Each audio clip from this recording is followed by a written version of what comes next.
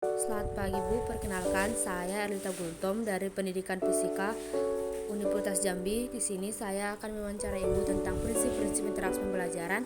Di sini saya ingin memenuhi tugas dari Pak Agus Kurniawan. Di sini saya menyajikan soal Bu. Soal yang pertama, Ibu sebagai guru, adakah prinsip-prinsip pendidikan yang Ibu terapkan sesuai mapel yang Ibu bawakan? Oke lah, sebelum Ibu menjawabnya, terlebih dahulu Ibu perkenalkan diri dulu ya. Nama Ibu Eftariana Baban. Saya mengajar guru bidang studi fisika dan mengajar di SMA Negeri 4 Kota Jambi. Saya sudah mengajar di sini sejak 2010. Jadi kalau dihitung sekitar 13 tahun ya. Nah, pertanyaan adik tadi, seorang guru adakah prinsip-prinsip pendidikan yang diterapkan sesuai mapel yang Ibu bawakan? Oke, saya akan mencoba menjawab pertanyaan adik ya. Adapun prinsip-prinsip yang ada dalam pendidikan itu yang harus dilakukan itu ada 4. Yang pertama humanisme, yang kedua humanisasi, yang ketiga humaniora, yang ketiga humanitas. Perlu Ibu paparkan di mana dalam humanisme ini mengajarkan bahwa mengajarkan tentang filsafat pendidikan dengan pandangan awal yang mendasar pada kegiatan pendidikan. Kemudian yang kedua itu humanisasi. Humanisasi ini artinya human itu kan manusia, artinya kita berproses dalam pendidikan. Jadi humanisasi itu proses pendidikan. Yang ketiga humaniora. Humaniora itu sarana menghumanisasikan pengajaran. Dalam arti kita bisa menerapkan atau menjadikan manusia yang lebih efektif, yaitu melalui proses pembelajaran yang baik dan benar. Yang keempat itu adalah humanitas, mana humanitas ini menjadi tujuan akhir pendidikan yang akhirnya bermuara pada manusia. Dalam arti ketika anak-anak itu mencapai tujuan yang dia diraih, itulah yang disebut dengan humanitas. Yang kedua Bu, apa tujuan instrumen khusus yang paling menonjol dan diharapkan berhasil dalam kurikulum Merdeka ini? Apa tujuan institusional khusus state-nya ya, yang paling menonjol yang diharapkan pada berhasil dalam kurikulum Merdeka? Sebelum menjawab ini, saya akan mencoba memaparkan sedikit perbedaan antara kurikulum K13 dengan kurikulum Merdeka ya. Yang jelasnya kurikulum Merdeka ini salah satu itu adalah memberikan kesempatan kepada peserta didik untuk mengaktualisasikan dirinya ya, sehingga bisa nanti suatu saat dia bisa mengembangkan potensi yang dia dimiliki.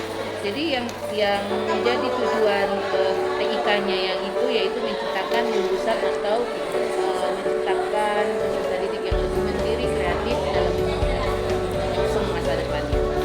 Ibu sebagai seorang pendidik, apa prinsip memuliakan ilmu yang Ibu gunakan dalam proses mengajar?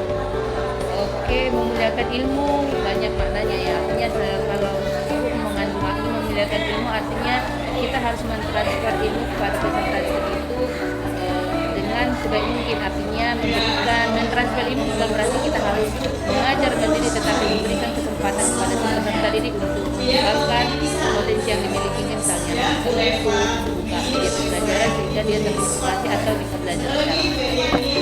Yang nomor 4 Bu, apa cara yang Ibu gunakan untuk mengajak siswa selalu menghormati? Cara menghormati guru ini ya banyak ya dia. Yang pertama itu kita harus menerapkan sistem attitude. Attitude itu yang paling utama, karena di zaman sekarang ini attitude sangat susah dicapai. Jadi misalnya ilmu pengetahuan gampang bisa diambil dari YouTube, dari internet. Tapi kalau attitude itu sangat susah. Bentuk attitude itu karakter. Di dalam kurikulum sekarang ini yang paling utama itu adalah penggunaan karakter yang tadi disebutkan sebagai profil karakter. Untuk menarik minat siswa dalam pembelajaran fisika ini. Oh iya, yang jelas ya kan kita membuat media pembelajaran terutama fisika itu kan materinya tidak sama saja. Jadi kita bisa membuat media pembelajaran yang lebih menarik, misalnya kita membuat animasi, PPT, akuisisi dan lain sebagainya. Yang soal yang terakhir Bu, apa saja pencerahan yang Ibu berikan kepada murid tentang etika pergaulan yang baik? Oke, apa pencerahan yang baik kepada peserta didik agar peserta didik itu nanti terbiasa untuk hidup secara benar, hidup mandiri, karena dalam pergaulan sekarang ini kalau kita tidak bisa memanipulasi atau tidak bisa mengontrol siswa, nanti bisa artinya pergaulannya tidak bagus. Oleh karena itu saya buat misalnya pencerahan-pencerahannya, misalnya membuat kesimpulan bagaimana